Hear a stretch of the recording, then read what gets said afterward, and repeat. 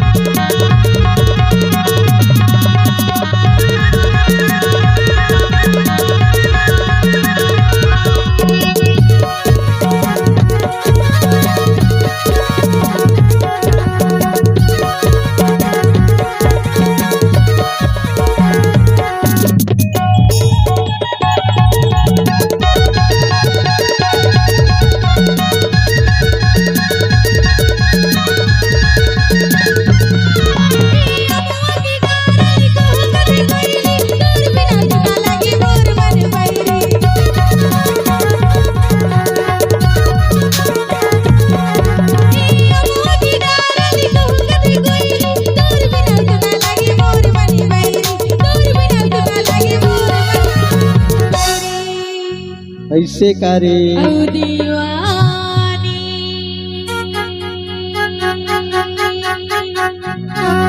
बनाई डारे रे दीवाना जादू